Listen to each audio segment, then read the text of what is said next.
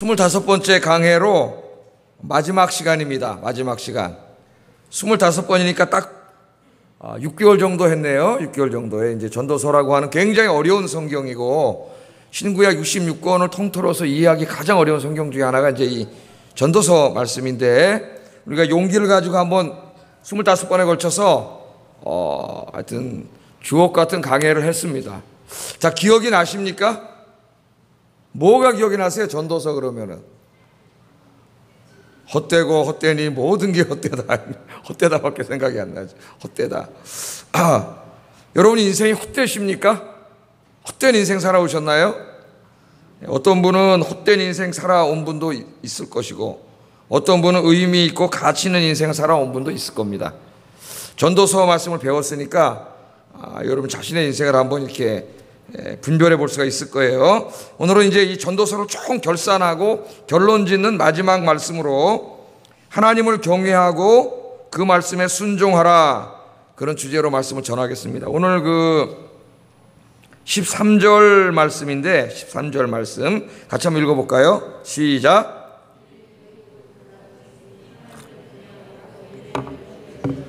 이것이 모든 사람의 본분이니라. 이 전도서의 결론이에요. 결론. 인생에 대해서 심오한 이야기를 많이 했는데 결론은 바로 이겁니다.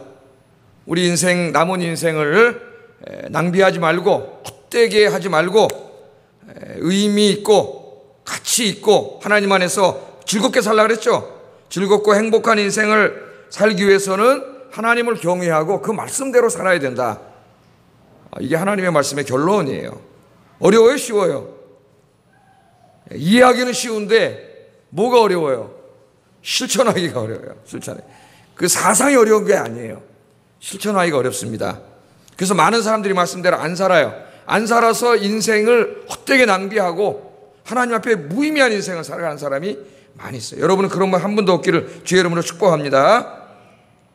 자, 솔로몬은 전도서에서 하나님 없는 인생의 헛됨과 허무함 그리고 무의미함에 대해서 이제까지 길게 가르쳤습니다. 하나님 없는 인생은 그가 아무리 돈과 권력과 지식과 지혜를 다 가졌다고 하더라도 다 뭐라고요? 헤벨이라 했습니다. 헛된 것뿐이다, 그렇게 얘기합니다. 그리고 아무 의미가 없는 것들이다, 그렇게 얘기합니다. 하나님 없는 인생이 해 아래에서 그 모든 것들을 다 가져봤댔자 그건 아무것도 아니다. 전도서는 그렇게 이야기합니다. 무의미한 인생이에요. 그러면 그런 무의미한 인생, 허무한 인생으로부터 벗어나서 의미 있고 행복한 삶을 사는 길은 없는가? 그걸 가르쳐 주려고 하나님께서 솔로몬을 통해 전도서를 쓴 거예요.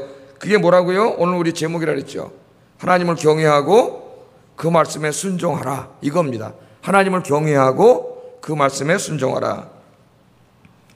잠시 후에 이 말씀에 대해서 좀 더 자세하게 한번 살펴보겠습니다. 제가 먼저 오늘 이 설교를 하기 전에 한 사람에 대해서 이야기하고 오늘 말씀의 결론을 지으려고 그래요. 이 사람은 한 사람의 철학자나 사상가라고 하기보다는 사람들이 이 사람을 하나의 문화 그 자체라고 이야기하는 사람이 있어요. 와, 대단하지 않습니까? 한 사람이 그 문화예요, 문화. 오늘날 이 포스트 모더니즘이라고 하는 서구에서 시작돼가지고 전 세계를 지배하고 있는 이 엄청난 이 문화를 만들어낸 시조요, 저수지요, 뿌리라고 할 수 있는 사람이 있어요. 그 사람이 누구냐면은 니체라고 하는 사람입니다. 니체. 뭔 체라고요? 니체예요, 니체. 사진 한번 보면 수염이 굉장히 멋있게 생겼습니다. 우리 저 남자 성도님들 한번 길러보세요, 저렇게 한번. 그 수염이 하도 독특하게 생겨가지고 사진만 보면 누군지 알아요. 저렇게 수염 생긴 사람은 니체밖에 없어요. 그래서 여러분들 딱 저런 사람 나오면 누구라고요? 니체라고 하는 사람인데 1844년에 태어나가지고 1900년도에 죽었습니다. 몇 살 살고 죽었어요? 우리나라 나이로 57세. 제가 지금 53세인데 저보다 4년 더 살고 죽었네요. 57세에 죽었던 그런 사람이에요. 자, 이 사람은 오늘 전도서 솔로몬을 통해 하나님이 우리에게 하신 말씀과 정확하게 반대 방향으로 간 사람이 이 사람이에요. 정확하게. 하나님을 경외하고 그 말씀에 순종하며 살아야 의미 있는 인생을 살 수 있다. 성경은 이렇게 말하고 있는데 이 사람은 거꾸로 이야기한 사람입니다. 거꾸로. 자, 여러분, 니체 그러면 여러분 뭐가 생각나요? 예? 신은 죽었다. 그 말한 사람 아니에요. 우리말로 하면 하나님은 죽었다. 신은 죽었다. 그렇게 선언한 사람입니다. 짜라투스트라는 이렇게 말했다. 저도 이 책 다 읽어보지 않았어요. 짜라투스트라는 이렇게 말했다. 이 사람 책은 너무 어려워가지고 여기에서 뭐라 그랬냐면은 신은 죽었다. 하나님은 죽었다. 여러분, 니체가 살던 저 시대는 기독교가 서구를 지배하던 사회예요. 그러니까 어떻게 보면 굉장히 용기 있는 사람이에요. 이거 파문당할 수 있는 일인데 하나님은 죽었다. 기독교가 그냥 유럽을 다 지배하고 있는 그 사회에서 하나님은 죽었다. 그렇게 선언을 했습니다. 어떤 의미일까요, 여러분? 하나님은 죽었다.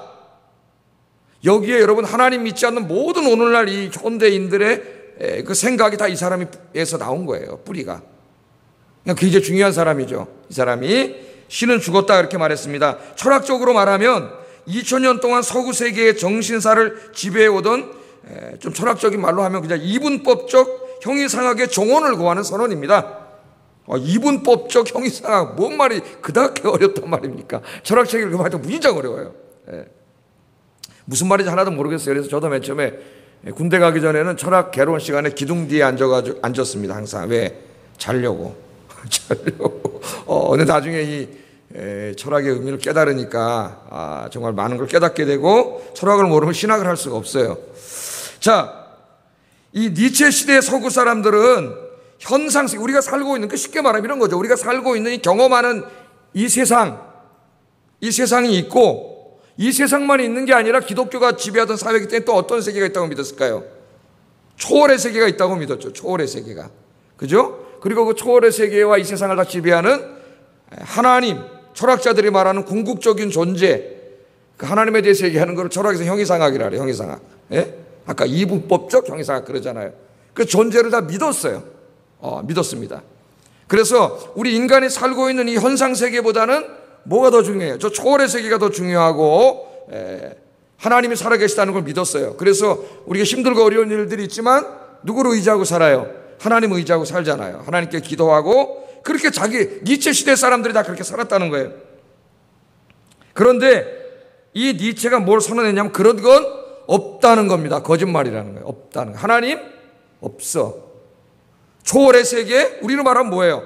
천국, 하늘나라, 그런 건 존재하지 않는다는 거예요. 존재하지 않아요. 우리가 전도서를 읽어보면은 전도서에서 하나님에 대해서 가르칠 때 제일 지난 시간에 뭘 배웠어요? 네가 젊었을 때에 이 창조주를 기억하라 그랬죠. 하나님이 어떤 하나님이에요? 창조주 하나님이에요. 인간을 창조하시고 세계를 창조하신 분이 하나님이세요.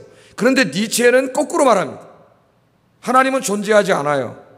그런데 하나님이 없는데 인간이 말이죠. 인간이 직면하는 그 수많은 어려움과 고통과 번민 이런 게 있지 않습니까? 그런 것들로부터 어떤 자기가 이렇게 위안을 얻기 위해서 하나님은 존재하지 않는데, 신은 존재하지 않는데 신이 존재했으면 좋겠다, 그렇게 자기 마음으로 만들어낸 거라는 거예요.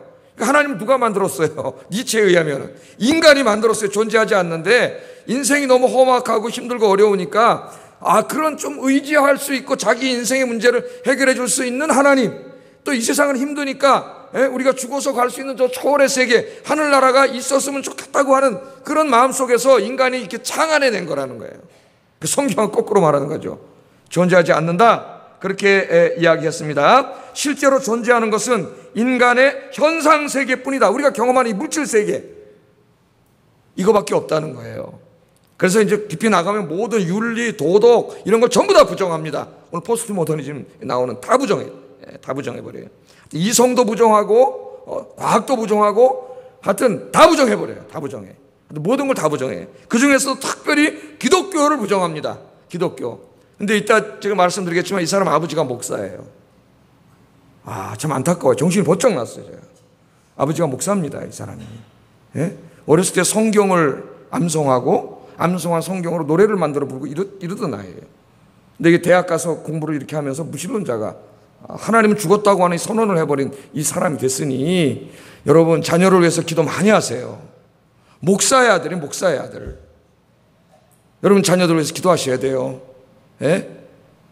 하나님 잘 섬기고 같이 하나님 손잡고 주의 일하다가 하나님 나라 가서 만나야지. 하나님 앞에 가서. 자, 근데 이 사람이 생각한 거예요. 근데 지금 자기 시대의 모든 사람들 하나님이 있다고 믿어.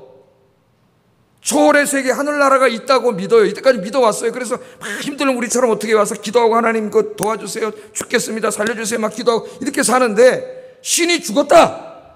죽었다는 말은 뭐예요? 아예 존재하지 않았다는 말이에요. 예, 그런 세계는 없다는 거예요. 하나님 없다. 그렇게 그걸 자기들이 깨닫는 순간 엄청난 허무주의에 빠지게 된다는 거예요. 그렇지 않겠어요, 여러분? 요새 쉽게 말하면 멘붕 상태에 빠진다는 겁니다. 예? 내가 하나님이 살아계심을 믿고 기도하고 평생을 살아왔는데 어느 날 하나님이 없다고 하는 것을 내가 깨달아 버렸으면 그 사람 어떻게 되겠어요? 미쳐버리는 거예요. 멘붕 상태에 빠진다는 거예요. 예. 니체 말로는 허무주의에 빠진다는 거예요. 허무주의에.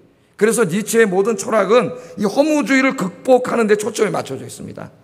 신이 죽어버린 이 세상 속에 엄청나게 몰려오는 허무, 이 멘붕 상태를 어떻게 인간이 극복해 나갈 수 있는가?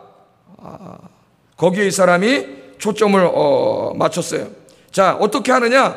인간이 이제는 하나님 존재하지 않아. 우리 인생이 고달프고 힘들고 어려워도 그거 해결해 줄 수 있는 하나님 존재하지 않는다는 거예요. 그러므로 이제부터는 인간이 단단한 의지를 가지고 스스로의 힘으로 이 허무주의와 싸워 나가야 된다는 거예요. 인간이. 아무리 고통스럽고 절망적이더라도 삶을 긍정적으로 바라보고 자기 운명을 사랑하고 강한 의지로 이 싸움을 싸워 나가야 돼. 누가 도와줄 사람 없어요, 하나님이.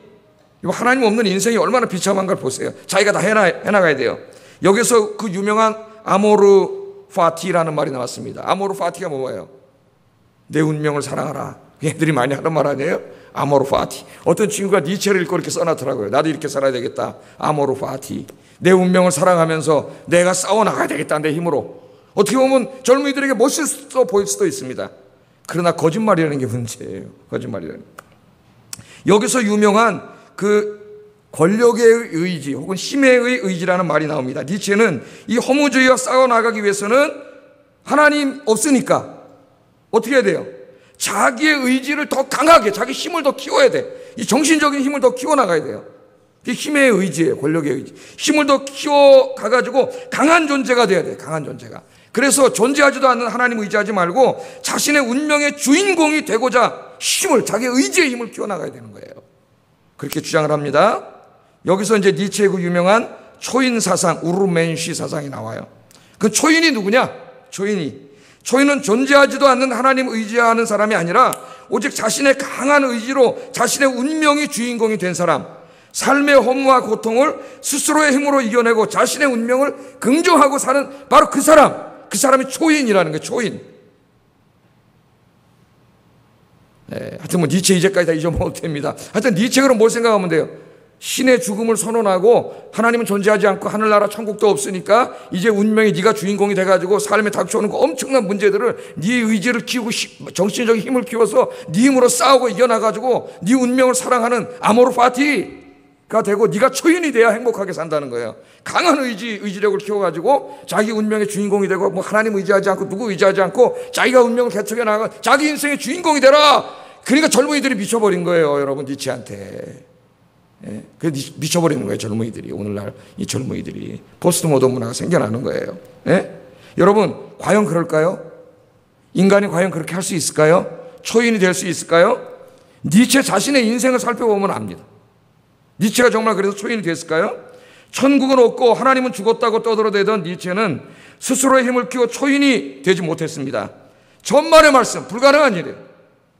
결국 니체는 자신의 철학과는 다르게 스스로의 힘으로 허물을 극복하지 못했고 자신의 운명의 주인공이 되지 못했습니다. 어떻게 됐느냐? 정신병에 걸려버렸어요. 정신병. 살아계신 하나님은 죽었다고 하고 목수의 아들로 태어나서 그 하나님을 의지하며 살았는데 어느 날 그 하나님이 죽었다고 선언하고 자신의 운명을 어떻게 해? 우리 하나님을 경외하고 하나님 말씀대로 살아야 행복하게 사는데 의미 있게 사는데 그걸 부정해버리고 이제는 하나님이 아니라 네 운명에 네가 주인이 되고 하나님이 어디 있어? 무슨 하나님 말씀대로 살아? 네 생각대로 살아. 그렇게 주장하다가 결국은 미쳐버렸어요. 정신병에 걸려가지고 아까 몇 살에 죽었다 그랬어요? 57세에 비참하게 생을 마감했습니다. 니체는 자신의 불행한 인생의 종말을 통하여 자신의 모든 사상과 철학이 잘못되었다는 것을 스스로 다 보여주고 죽었어요. 죽었습니다. 의미를 찾지 못했어요. 허무주의를 극복하지 못했어요. 행복하지 못했어요. 미쳐버렸어요. 하나님 없는 인생은 여러분, 니체를 통해서 우리는 이 포스트 모더니즘을 극복할 수가 있어요. 이 사람 잘못됐다는 걸 깨달아가지고. 여러분, 하나님 없는 인생은 결코 의미 있는 인생을 살 수 없다고 오늘 전도서는 이야기합니다. 할렐루야. 하나님이 없으면 우리는 살 수 없어요. 우리는 자율적인 존재가 아니에요. 내 생각대로 내 이성을 활용하고 의지력을 키워가지고 내 마음대로 운명을 개척해 나갈 수 있는 그런 존재가 아닙니다. 우리는 피조된 존재예요. 하나님이 창조주시고 저와 여러분 피조물일 뿐이에요. 하나님이 도와주시지 않으면 우리는 한 시간도 살 수 없습니다. 인생길 어디로 가야 될지도 몰라요. 하나님의 말씀으로 이정표로 세워주지 않았으면 우리는 어디로 가야 될지 몰라. 어디가 생명의 길이고 죽음의 길인지 우리는 알지 못해요. 근데 안타까운 것은 저도 목사인데 이 사람이 목사의 아들이라는 거예요. 목사의 아들. 그래서 애들을 위해서 기도해야 되겠다. 아이들이. 예? 어려서부터 신앙생활 더 잘하고 주님을 섬기고 예배드리고 봉사하고 그런 아이로 만들어야 돼요. 여러분 어떻게 될지 몰라요. 내 자녀들이. 자녀들을 위해서 여러분 눈물로 기도하는 부모님들 되기를 주의 이름으로 축복합니다. 전도서는 분명히 이야기합니다. 하나님 없는 인생은 무의미하다. 하나님 없는 인생은 니체처럼 된다. 전도서가 이렇게 얘기했잖아요. 이제까지. 돈과 권력과 지혜와 지식과 세상의 걸 다 가지고 휘둘러 봤댔자. 니체처럼 된다는 것을 가르쳐 줍니다. 이 모든 허무와 이 모든 절망과 무의미를 극복하고 행복하게 즐겁게 인생을 살 수 있는 유일한 길은 하나님밖에 없다. 하나님밖에 없다. 우리 전도서를 통해서 그걸 배웠습니다. 잊지 마세요, 여러분. 근데 어리석게도 예수 믿는다 하는 사람들이, 교회 다닌다고 하는 사람들이 자꾸 하나님으로부터 떠나가지고, 오늘 새벽에도 나오지만 예수님이 십자가에 죽으신 것이 밝히 보이는데 그걸 떠나가지고 자꾸 죽음의 길로, 세상의 길로 어리석게 교인들도 가고 있잖아요. 그리스도인들도. 예? 여러분 가정 다 살펴보세요. 가정의 자녀들 다 살펴보세요. 하나님께로 가고 있는지. 오늘 전도서를 마감하면서 이제 이렇게 시작을 합니다. 잘 보세요. 하나님의 말씀을 이제까지 자기가 묵상하고 연구하고 저술하고 가르쳤다. 그렇게 얘기해요. 왜? 이 진리를 찾아내기 위해서 솔로몬이 다 그렇게 했어요. 백방으로 노력을 했어요. 9절 10절 한번 읽어보겠습니다. 시작.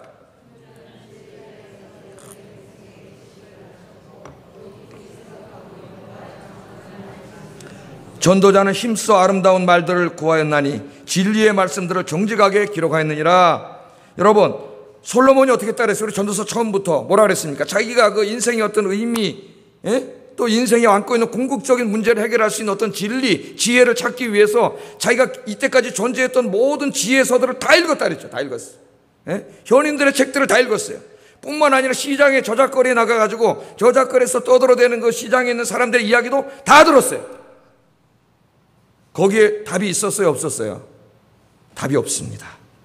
그걸 우리에게 가르쳐 주잖아요. 답이 없다면 절망이에요. 니체 하나님 없다 죽었다고 해놓으니까 허무와 절망이 몰려오니까 그걸 네 힘과 의지를 키워서 이겨내라고 떠들어댔지만 지도 못 이기고 정신병에 걸려서 죽어버렸잖아요. 그게 없어요. 절망이에요. 절망. 그래서 솔로몬은 철저하게 절망으로 우리를 이끌어갑니다. 인간 세상의 해 아래에는 인간의 문제를 해결할 수 있는 게 없어요. 그럼 절망이지 뭐. 해 아래 없는데 어디서 찾을 거예요? 철저하게 절망으로 우리를 이끌어간 다음에 그 절망으로 꽉 막혀있는 세상에서 커튼을 살짝 들어 올려줘요. 그럼 뭐가 들어와요? 빛이 들어와요. 빛이. 그래서 누구를 보여줘요? 해 아래가 아니라 해 너머에 있는 분에 대해서 이야기합니다. 그분이 누구예요? 하나님이세요. 하나님. 그래서 솔로몬이 깨달은 거예요. 이 땅의 인간의 지혜는 답이 없고 하나님의 말씀에 답이 있다는 것을 솔로몬이 깨달았습니다. 그래서 그 하나님의 말씀을 깊이 묵상하고 연구하고 가르치는 일에 자기가 힘썼다. 그렇게 이야기하죠. 그래서 여러분들도 하나님의 말씀이 이제 가을이에요. 가을에 이제 시원해졌잖아요. 그죠? 아침, 저녁으로 시원합니다.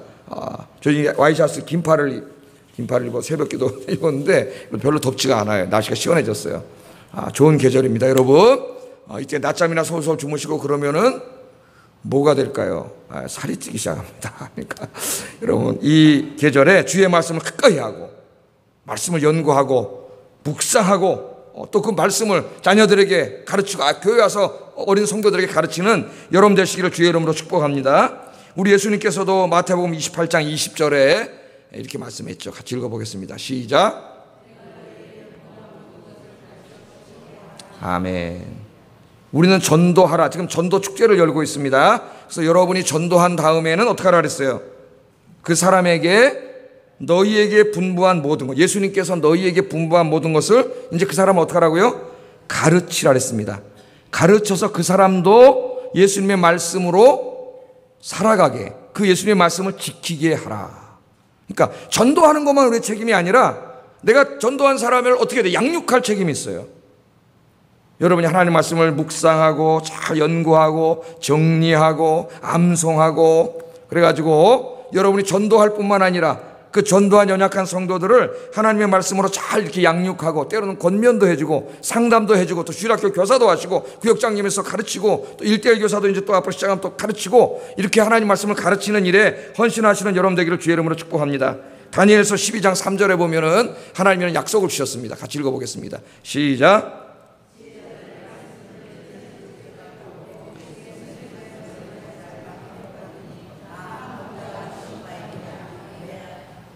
12장 3절만 읽어보겠습니다. 지혜 있는 자는 궁창의 빛과 같이 빛날 것이요 많은 사람을 옳은 대로 돌아오게 한 자는 별과 같이 영원토록 빛나리라. 아멘. 여러분이 하나님의 말씀을 묵상하고 읽고 정리하고 암송하고 기록하고 다 큐티하면 다 돼요. 여러분 큐티하고 묵상하기 시작하면은 할 말도 많아지고 뭐 가르칠 때나 이럴 때 풍성해져요. 나눔이. 그래서 여러분 전도한 사람, 어린 성도들, 아이들, 교회, 새신자들 하나님 말씀으로 상담도 해주고 권면도 해주고 그렇죠? 그렇게 또 가르치기도 하고 그렇게 해서 많은 사람을 옳은 길로 하나님 앞으로 돌아오게 한 사람은 그 이름이 하늘의 별과 같이 영원토록 빛나리라. 여러분 그렇게 하나님께서 약속을 주셨어요. 여러분 앞으로 주님 앞에 갈 때까지 이런 일을 솔로몬처럼 많이 하시기를 주의 이름으로 축복합니다. 자, 솔로몬이 이렇게 하나님의 말씀을 많이 연구하고 가르쳤는데 그 말씀이 어떻게 우리 인생에게 도움이 되는가? 9절 11절 이렇게 말합니다. 9절 11절 시작. 회중의 스승들의 말씀들은 잘 박힌 못 같으니 다 한 목자가 주신 반이라. 내 아들아 또 이것들로부터 경계를 받으라. 많은 책들을 짓는 것은 끝이 없고 많이 공부하는 것은 몸을 피곤하게 하느니라. 아멘. 옛날에 저 고등부를 가르칠 때 보니까 어떤 놈들이 성경을 요거만 읽어가지고 요 12절 말씀을 가져와가지고 목사님 많은 책들을 짓는 것은 끝이 없고 많이 공부하는 것은 몸을 피곤하게 하느니라. 하나님 이렇게 말했는데 왜 자꾸 공부하라 그러세요? 이렇게 한 적이 있습니다. 자, 여기 솔로몬이 뭐라? 지혜는 하나님의 말씀이에요. 여기 지혜는 목자가 주신 바니라. 그래서 목자는 하나님이세요.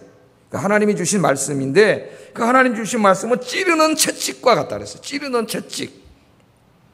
이는 소몰이용 막대기입니다. 소몰이용 막대기. 이게 막대기에다 채찍을 달아가지고 소가 잘못된 방향으로 가면 어떻게 해요? 워워 그러면서 탁탁탁 때리면 어떻게 또 바른 방향으로 싹싹 가잖아요. 그러니까 하나님의 말씀은 이 소몰이용 채찍과 마찬가지예요. 우리는 아둔해가지고 자꾸 이렇게 주님의 푯대만 바라보고 하나님 바라보면서 말씀대로 올바른 길로 그렇게 가야 되는데 푯대를 향해서 우리는 자꾸 어떻게 해요? 견눈질을 하잖아요. 이렇게 가다 보니까 저쪽에 저 아름다운 세상도 보이고 이렇게 보니까 또 이쪽에 세상의 쾌락도 보이고 돈도 보이고 막 그러니까 어떻게 자꾸 여기로 가려고 그래. 그때 이 하나님의 말씀이 어떻게 한다고요? 딱 말씀. 오늘 저 수요일날 여러분 예배 오셨잖아요. 오늘 하루도 좀 글로 삐딱하게 가는데 오늘 말씀 딱 드리니까 하나님 말씀을 어떻게 지금 딱 때리니까 어떻게 해요? 아, 내 잘못 가고 있구나. 이러면 깨달았잖아요. 이렇게 채찍이 된다는 거예요. 하나님 말씀이. 채찍은 아파요. 그래서 때로는 하나님의 말씀이 아파. 내 가슴에 팍 나를 때리는 것 같아요. 어떨 때는. 그게 은혜예요. 여러분. 하나님의 말씀이 저 목사님 말씀이 나에게 하는 말씀 같네. 그렇게 들릴 때가 은혜입니다. 은혜. 자꾸 이게 남에게 하는 말인 것 같고 나에 상관없는 말인 것 같고 잘 들리지도 않고 심지어는 이런 문제예요. 채찍이 돼가지고 하나님 말씀이 탁탁 때려요. 바른 길로. 그래서 히브리서에서는 뭐라 그랬어요? 좌우로 날선 어떤 검보다도 예리하여 혼과 골수를 찔러 쪼갠다 그랬어요. 그 칼을 좌우로 날선 검은 수술용 칼이에요. 수술용 칼. 그래가지고 우리가 잘못된 부분들을 수술한다는 거예요. 이렇게 잘라낸다는 거예요. 탁탁탁. 여러분 암에 걸리면 어떻게 돼요? 암세포를 쫙쫙 외과 의사가 잘라내가지고 딱 봉합해서 쫙 이렇게 해줘야 되잖아요. 하나님의 말씀이 그렇게 한다는 거예요. 또 하나는 뭐에다 비유했죠? 잘 박힌 못 같으니. 여러분 이런 거 움직이면 고정시킬 때 어떻게 합니까? 못으로 쾅쾅쾅 박아놓으면 어떻게 움직이지 않잖아요. 이건 안정과 안전을 매기, 안전. 우리의 인생에 안정과 안전을 준다는 거예요. 안전하게 살게 하는 게 뭐냐? 하나님의 말씀이에요. 하나님 말씀 떠나면 위험한 거예요, 여러분. 예? 낭떠러지로 가는 거예요. 하나님께서 생명의 길로 가는 길을 말씀으로 이렇게 다 가르쳐 주셨는데 이 말씀의 길을 떠난 다른 길은 어디예요? 이거 죽음의 길로 가는 길이에요. 화려해 보여요. 넓어 보여요. 예수님이 그랬잖아요. 넓어 길이 화려해. 그러니까 많은 사람이 글로 가. 근데 길은 여러분 넓고 화려한 게 중요한 게 아니라 끝이 중요하다 그랬잖아요. 끝에 갔는데 거기 낭떠러지면 다 떨어져 죽는 거예요. 조금 가시밭길이고 좁은 길이라도 생명으로 천국으로 가는 길이래야죠. 그래서 이 잘 박힌 목과 같아 하나님 말씀은 여러분 인생을 안전하게 해줘요. 주님이 기뻐하시는 생명의 길로 가게 해준다. 그렇게 이야기합니다. 그렇게 이야기하면서 여기 중요한 말을 하는 거예요. 그 다음에 한 얘기가 내 아들아. 아들이라는 말은 자기 어떤 진짜 친아들일 수도 있지만 자기 제자들, 오늘 전도서 전체 보면 젊은이들 특별히, 그죠? 젊은 사람들에게 하는 말이에요. 이제 인생을 어떻게 살아가야 되느냐? 하나님 말씀을 묵상하고 말씀대로 살아야 되는 거예요. 그러므로 12절에 내 아들아 또 이것들로부터 경계를 받으라. 많은 책들을 읽는 것은 끝이 없고 많이 공부하는 것은 몸을 피곤하게 하느니라 그랬습니다. 자, 솔로몬 자신을 얘기하는 거예요. 자기가 이 진리를 찾으려고 어떻게 했어요? 이 땅에 존재하는 모든 책들을 읽고 지혜를 탐구하고 다 연구하고 저작거리 나가서 다 해봤지만 거기에 답이 없고 결국은 답이 어디 있어요? 하나님의 말씀에 있다는 걸 깨달았잖아요. 그러니까 자기가 이미 그 길을 갔기 때문에 너무나 좋은 자기가 인생 코치가 될 수 있어요. 그런데 없어요. 다 그렇게 가서 헤매고 다닐 수 없어요. 인생이 그렇게 길지도 않아요. 그러므로 시간 낭비하지 말라는 거예요. 이게 여기 인생의 답이 어디 있다는 거예요. 하나님의 말씀에 있으니까 말씀에 집중하라는 거예요. 이게 무슨 세상 공부하지 말라는 얘기가 아닙니다. 여러분 교보에 가면은 책들이 그냥 쫙, 도서관에 가면 책들이 쫙 너무 많아요. 네? 지금 미국에 맨 처음에서 풀로 도서관에 가가지고 마태복음이라는 과목을 들어가지고 공부를 하려고 마태복음 그 도서관에 딱 밑에 내려가가지고 딱 보니까 여기서부터 쫙 깜짝 놀랐어요. 마태복음 28장밖에 안 되는데 그걸 연구한 책이 여기서 책을 저까지 쫙 그걸 어떻게 다 읽어요? 거기서 좌절했습니다. 좌절. 공부하러 왔는데 이거 다 영어로 되어 있잖아요. 또 이거 어떻게 이걸 다 읽고 이걸 공부하나? 좌절했어요. 좌절. 그 지식의 바다에 도서관에 가보세요. 미국 도서관에 책들이 인생의 문제에 이게 답이다 저게 답이다 이렇게 살아야 의미 있다 얘기하고 코치한 책이 그냥 넘쳐. 교보에 넘쳐요. 인터넷 치면 인터넷에 좀 잘났다고 하는 사람들이 인생은 이렇게 살아라 막 정보가 흘러넘쳐요. 그거 언제 다 읽고 언제 분석하고 언제 그게 하는 게 나쁜 게 아니라 솔로몬이 얘기했잖아요. 물론 그거 필요한 거 공부해야 돼요. 솔로몬도 이미 전도서에서 얘기했어요. 세상의 지혜도 어느 정도는 우리에게 인생에 도움을 줄 수 있다. 우리 공부했죠. 인생의 궁극적인 문제에 대한 답이 없어요. 그러므로 뭐 하는데 더 시간을 많이 투자하라고요? 하나님 말씀을 읽고 묵상하는 데 시간을 더 많이 투자하라는 거야. 딴 데 가서 인생의 지혜를 찾으려고 하지 말고 성경 말씀 묵상하면서 찾으라는 거예요. 할렐루야. 예? 여러분 신학생들이 신학책은 많이 읽는데 성경은 안 읽는 어리석음을 범할 때가 많습니다. 얼마나 어리석은 자예요. 성경을 많이 읽어야 되는데 그 옛날에 우리 교회에 있던 서벤자민 목사님이 철학을 전공했어요. 대학에서. 그래가지고 연세대학교에서 박사과정까지 다 마치고 논문은 안 썼는데 이제 철학을, 제 아버지도 서철원 교수님이신데 제 스승이신데 우리 교회 한번 오셔서 저한테 그래요. 네, 저놈은 철학을 시키려고 했더니 신학으로 바꿔버렸다고 그래요. 이 서벤자민 목사가 저한테 하는 말, 목사님 제가 철학을 공부하고 철학이 뭡니까? 인간의 이성을 통해서 진리에 도달하고자 하는 학문이에요. 이성을 통해서. 대단한 거죠. 어떤 계시에 의존하지 않고 이성을 통해서. 우리 신학은 하나님의 말씀인 계시를 통해서 진리에 도달하는데 이 계시가 없어요. 이성을 통해서만 존재하는. 그래서 막 철학을 공부했더니 허무하다는 거예요. 답이 없어. 거기 너무 허망한 소리밖에 없어. 그래서 신학하러 와가지고 성경 말씀을 읽으니까 너무 좋습니다. 할렐루야. 성경 말씀에 여러분 인생에 다 답이 있어요. 그런데 우리 젊은이들이 어리석게도 하나님 말씀을 가까이 하자. 주님을 경외하고 그 말씀을 읽고 묵상하고 순종하는 자가 복이 있다고 지금 결론을 내리고 있는데 이렇게 사는 사람이 적다는 겁니다. 적어요. 오늘 예배 나오신 여러분, 무엇보다도 인생의 지혜는 다른 데 있지 않아요. 하나님의 말씀이 있어요. 말씀을 많이 읽는 자가 지혜롭습니다. 세상 일에도 지혜롭고. 왜? 그게 다 하나님의 지혜거든. 거기에 지혜가 있어요. 성경을 많이 읽고 묵상하는 일에 더욱 힘쓰세요. 그럼 하나님의 놀라운 지혜가 충만한 여러분이 돼서 영적으로 육적으로 복받고 성공하는 여러분 될 줄로 주의 이름으로 축원합니다. 할렐루야. 솔로몬이 오늘 자기의 경험을 통해서, 평생의 경험을 통해서 우리에게 전달해 주고 있어요. 그러면서 우리에게 이제 마지막으로 권면하는 게 오늘 주제지 않습니까? 13절 읽어보겠습니다. 시작.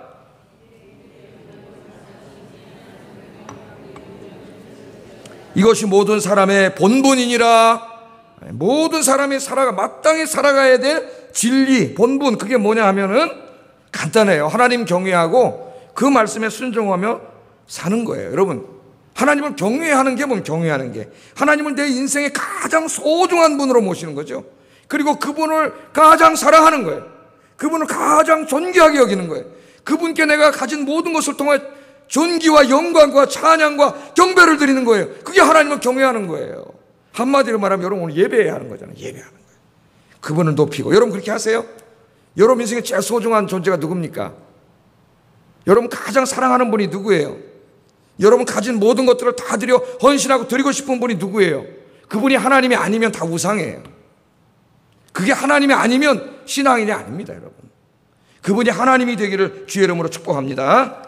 이렇게 하나님을 사랑하고 존경하고 높이는 사람은 당연히 어떻게 하겠어요? 그 다음 삶이 그 하나님의 말씀에 순종하겠죠. 부모님을 존경하고 부모님을 존중하고 높이는 자식들은 어떻게 하겠어요? 부모님의 말씀을 존중하고 귀 기울이고 말씀대로 순종하겠죠.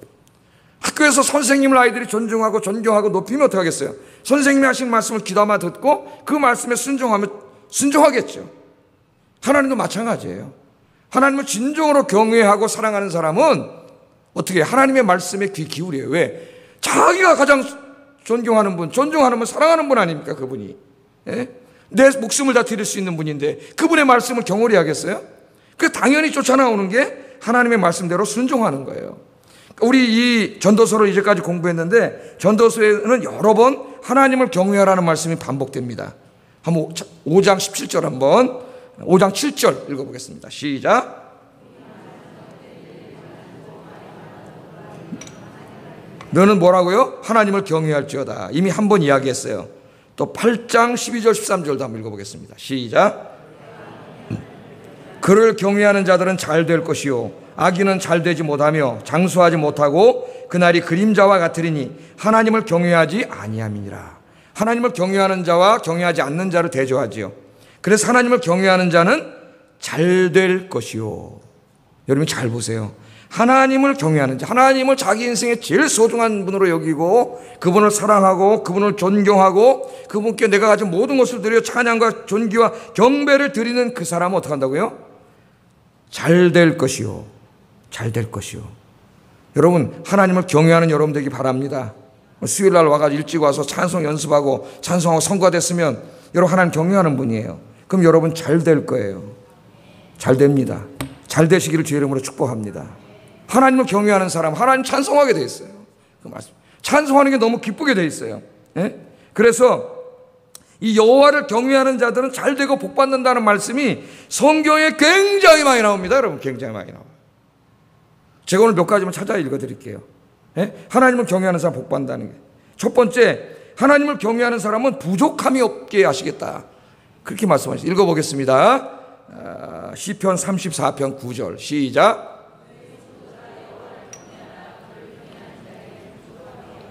아멘. 하나님을 경외하는 자는 어떻게 하시겠다고요? 부족함이 없게 하신다 그랬습니다. 부족함이. 여러분 믿습니까? 둘째, 하나님을 경외하는 사람은 그 인생을 지켜주신다고 약속하셨어요. 시편 34편 7절 읽어보겠습니다. 시작. 그들을 건지시는도다. 아멘. 주를 경외하는 자, 하나님을 경외하는 자를 여호와의 천사가 어떻게 한다고요? 둘러 진치고. 그러니까 여러분 하나님을 경외하는 사람 누가 이렇게 삥 둘러서 진치고 있어요 지금? 천사가. 하나님의 천사가 얼마나 많아요 여러분. 근데 그 천사를 보내주셔서 보호막을 이렇게 만들어 주신다는 거예요 여러분. 보호막을. 이 스가랴서에 보면은 불성벽이 되어 주신다는 말씀이 나오죠. 환상 중에 천사가 다 나가는데 예루살렘 성전을 지으러 이제 나가잖아요. 성벽을. 근데 갑자기 천사가 나오더니 예루살렘 성벽을 짓지 말라 그러잖아요. 왜 짓지 말라 그러냐? 안 지면 적군이 쳐들어올 텐데. 성벽이 없으면 어떻게 지켜요? 그랬더니 내가 친히 불성벽이 되어주리라. 하나님이 내가 지킨다는 거 아니에요. 여러분, 누가 지켜주셔야 돼요? 하나님이 지켜주셔야 돼요. 내가 아무리 해도 내가 나를 지킬 수 없습니다. 여러분이 아무리 1년에 뭐 서너 번, 5번, 6번 매달 한 번씩 가서 건강검진 받고 뭐 내시경하고 뭐 다 한다고 여러분이 건강 지킬 것 같아요? 천만의 말씀이에요. 하나님이 지켜주셔야 되는 거예요. 하나님. 천사를 보내 지켜주신다 그랬어요. 세 번째, 온 식구들 가족들에게 복을 주신다 그랬습니다. 시편 128편 1절 4절 읽어보겠습니다. 시작.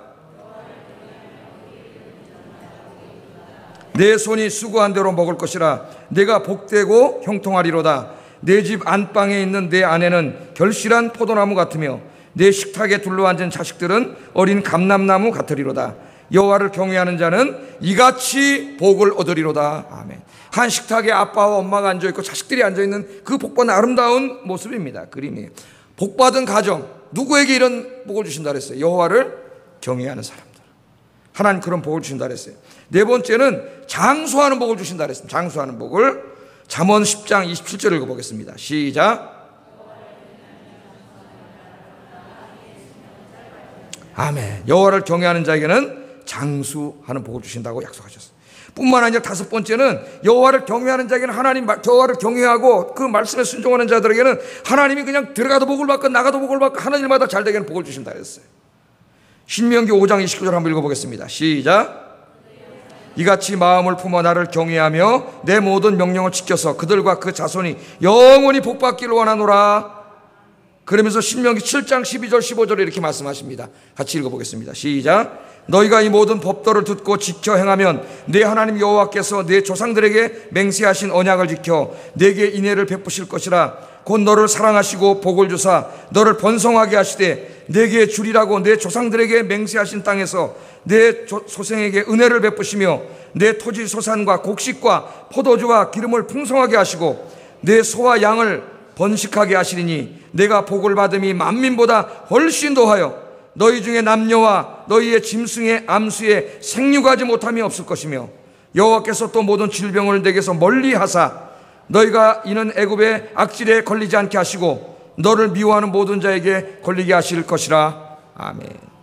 신명기 28장 2절 6절도 읽어보겠습니다. 시작. 내가 내 하나님 여호와의 말씀을 청종하면 이 모든 복이 내게 임하여 내게 이르리니 성읍에서도 복을 받고 들에서도 복을 받을 것이며 내 몸의 자녀와 내 토지의 소산과 내 짐승의 새끼와 소와 양의 새끼가 복을 받을 것이며 내 광주리와 떡반죽 그릇이 복을 받을 것이며 내가 들어와도 복을 받고 나가도 복을 받을 것이니라. 아멘. 우리나라 사람이 제일 좋아하는 말씀이 신명기 28장 2절 6절. 나가도 복을 받고 들어가도 복을 받고 하는 일 다 잘 되고 떡 광주리가 복을 받고. 이 제일 좋아하는 말씀이에요. 제일 좋아하는 말씀. 누구에게 하나님께서 이렇게 복을 주신다 그랬어요?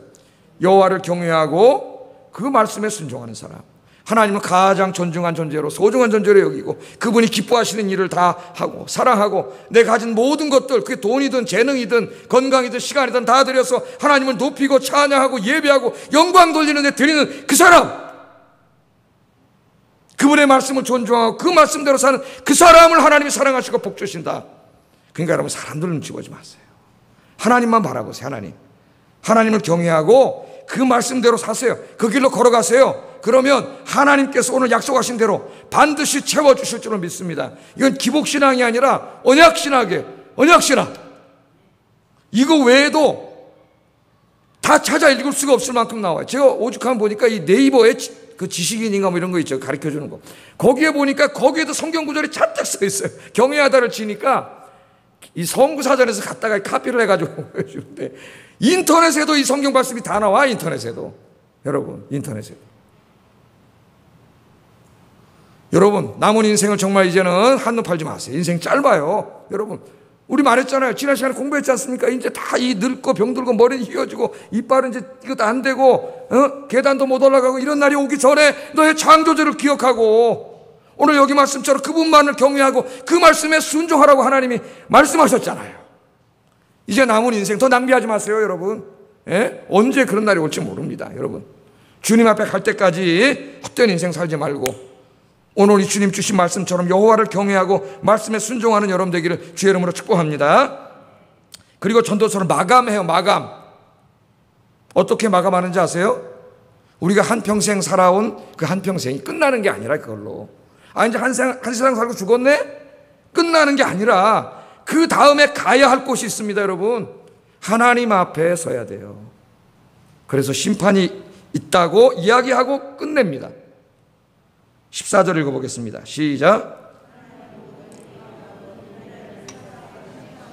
아멘. 왜 우리가 하나님을 경외하고 하나님의 말씀대로 살아야 되는가? 우리의 한평생이 어떻게 끝나는 게 아니라 죽은 다음에 어디 간다고요?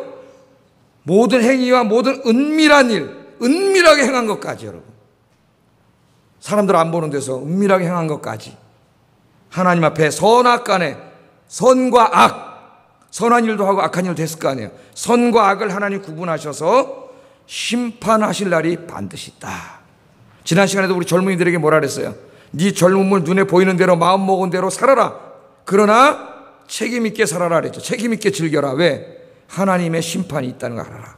우리 젊은이들에게도 그렇게 하나님께서 먼저 이야기를 하셨습니다. 이 전도서에서 또 강조되는 말씀 중에 하나가 심판자로서의 하나님이에요. 심판자로서의 하나님. 3장 17절 읽어보겠습니다. 시작. 이는 모든 소망하는 일과 모든 행사에 때가 있음이라 하였으며. 하나님이 뭐 한다고요? 의인과 악인을 심판하세요. 전도서에서 중요하게 가르치는 말씀입니다. 11장 9절 읽어보겠습니다. 지난 시간에 공부했던 거. 시작. 청년이여 내 어린 때를 즐거워하며 내 청년의 날들을 마음에 기뻐하며 마음에 원하는 길들과 내 눈이 보는 대로 행하라. 그러나 하나님이 이 모든 일로 말미암아 너를 심판하실 줄 알라. 그러니까 네가 젊어서부터 잘 살아야 돼. 왜냐하면 젊어서부터 쭉 한평생이 다 하나님 앞에 가면 재판받는다는 거예요. 이 심판한다는 말은 재판받는다는 말이에요. 재판. 신약 성경에서도 하나님은 계속해서 심판의 하나님으로 소개됩니다. 마태복음 10장 26절 28절 읽어보겠습니다. 시작. 감추인 것이 드러나지 않을 것이 없고 숨은 것이 알려지지 않을 것이 없느니라. 내가 너희에게 어두운 데서 이르는 것을 광명한 데서 말하며 너희가 귓속말로 듣는 것을 집 위에서 전파하라.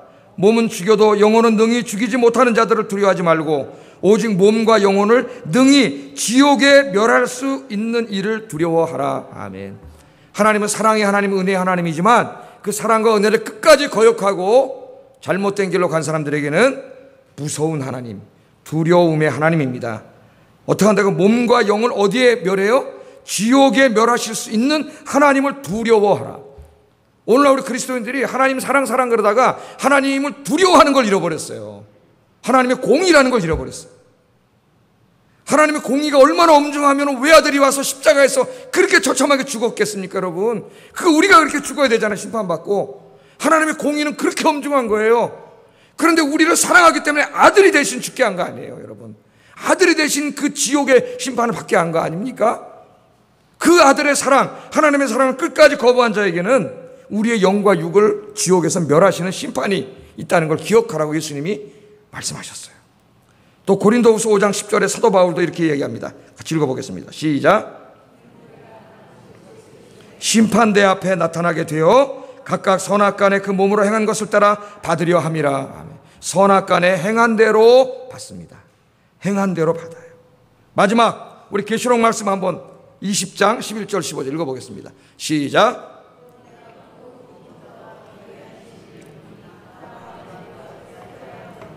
간데 없더라. 또 내가 보니 죽은 자들이 큰 자나 작은 자나 그 보좌 앞에 서 있는데 책들이 펴 있고 또 다른 책이 펴졌으니 곧 생명책이라. 죽은 자들이 자기 행위를 따라 책들에 기록된 대로 심판을 받으니 바다가 그 가운데서 죽은 자들을 내주고 또 사망과 음부도 그 가운데서 죽은 자들을 내주매 각 사람이 자기의 행위대로 심판을 받고 사망과 음부도 불못에 던져지니 이것은 둘째 사망 곧 불못이라. 누구든지 생명책에 기록되지 못한 자는 불못에 던져지리라. 아멘.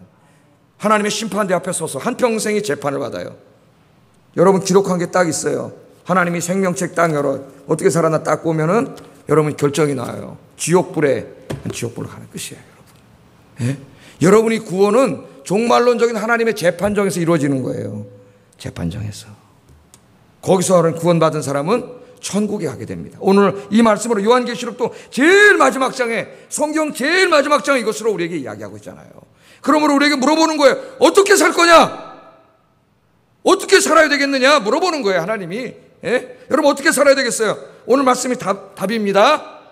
잊지 마세요. 하나님을 경외하고 그 말씀에 순종하며 살아가시는 여러분 되기를 주의 이름으로 축복합니다. 그래서 하나님 앞에 섰을 때 잘했다, 충성된 종아 칭찬받고 천국에서 우리 다 손잡고 온 가족이, 온 교우들이 할렐루야 찬송 부르면서 주님과 함께 다시 만나는, 여기 한 명도 빠짐없이 다시 만나는 여러분들 되시기를 주의 이름으로 축복합니다. 우리 이제 전도서를 다 마쳤습니다. 정리하고 기도하겠어요. 이제까지 공부한 방대한 전도서를 5가지로 정리하고 같이 기도하겠습니다. 첫째, 인생의 문제의 답은 하나님입니다. 하나님. 돈과 권력과 명예와 지식과 지혜는 인생의 궁극적인 문제인 죄와 죽음과 삶의 무의미의 문제를 해결할 수 없다고 이야기했습니다. 세상의 모든 것들은 헛된 것이며 우리의 인생은 하나님 안에 있을 때에만 비로소 의미를 갖고 행복할 수 있다. 첫 번째 전도서의 가르침이에요. 아셨죠? 하나님 안에 있어야 돼요. 밖에 나가지 마세요. 두 번째, 하나님은 이 세상과 역사를 창조하신 분이고 주관하시는 분이다. 이게 두 번째 가르침입니다. 때로 우리가 다 이해할 수 없는 일들이 우리 주변에서 벌어진다고 하더라도, 우리 공부했죠. 불의가 판을 치고 죽음이 있고 우리 다 공부했어요. 하나님께서는 결국은 어떻게 한다고요? 모든 잘못과 불의를 전부 다 바로잡으세요. 심판하세요. 그리고 이 땅에 뭘 세워요? 의로운 하나님의 나라를 세운다. 이게 우리 종말론적인 소망입니다. 이게 두 번째 우리 공부했어요. 세 번째, 인생을 향하신 하나님의 섭리는 너무나 오묘해서, 그죠? 너무나 오묘해서 피조물인 우리들이 다 이해할 수 없다. 그러나 한 가지 분명한 게 있다. 그게 뭐예요? 하나님께서는 모든 일을 우리의 선과 유익을 위해서 행하시고 계신다. 공부했죠? 기억나세요? 내 인생이 어떨 때는 망할 때도 있고 안 될 때도 있고 고통당할 때도 있고 내가 주님을 잘 섬김에도 불구하고 눈물의 골짜기를 지날 때도 있고 다 그래서 내가 다 이해할 수 없지만 왜 하나님 나에게 내가 주님을 잘 섬기는데도 이렇게 하시는지 이해할 수 없지만 불평하지 말라 그랬죠. 왜? 그 모든 것들을 하나님이 뭐를 위해서? 나의 선을 위해서, 유익을 위해서 하나님이 하고 계신다는 걸 깨달으라는 거예요. 그러므로 우리는 인생을 향한 하나님의 오묘하심을 다 알 수 없다. 그러므로 어떻게 하라고요? 모든 일에 감사하라. 감사하라. 이거 우리 배웠습니다. 배웠습니다. 오묘하신 하나님. 네 번째는 지금 공부한 것처럼 하나님은 심판자 하나님입니다.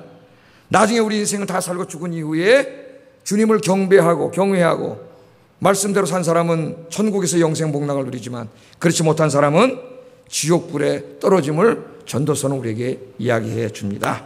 그리고 오늘 결론, 5번째 총 결론이 뭐예요? 그러므로 우리는 청년의 때에, 아니 청년이 지났다면 한 살이라도 더 젊었을 때에 우리의 손과 발로 움직일 수 있을 때에 하나님을 경외하는 일에 더 힘쓰고 그 말씀을 읽고 묵상해서 말씀대로 순종하는 일에 힘쓰는 삶을 살아야 된다. 그렇게 전도서는 끝나고 있습니다. 여러분의 인생이 그런 인생이 돼서 복받는 인생이 되기를 주의 이름으로 축복합니다.